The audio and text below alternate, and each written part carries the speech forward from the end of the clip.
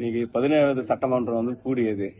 ஆனா நேரில் எல்லாருடைய பேசும் காட்டுறதாக இருந்த இன்னைக்கு சட்டமன்றம் திட்டமிட்டு இன்னைக்கு எதிர்க்கட்சி தலைவராக இருக்கின்ற அண்ணன் உதயநிதி அண்ணனுடைய பேசு அங்க திட்டமிட்டு மறைச்சிருக்கிறாங்க. இப்ப தெரிஞ்சிச்சா இப்ப யாரு ஹீரோன்னு? என்னதான் சிஎம் சாருடைய முகத்தை காட்டினாலும் மக்களுக்கு வெறுப்பு ஏற்படும்.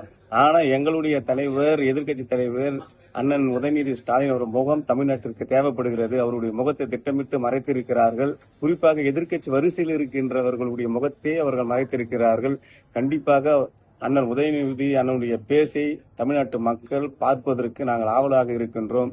நிச்சயமாக அவருடைய பேஸ் தமிழ்நாட்டிற்கு தேவைப்படும். திட்டமிட்டு மறைத்திருக்கின்றார்கள். இந்திய ஜனநாயகத்திற்கு படுகொலியாக 17வது சட்டமன்றம் விளங்குகிறது. ஆனா இன்னைக்கு ஆளுங்கட்சி தரப்பு மட்டும்தான் காட்டினாங்க. குறிப்பா அது சினிமா ஷூட்டிங் மாதிரி நடந்தது. விஜயுடைய பேசுதான் காட்டினாங்க.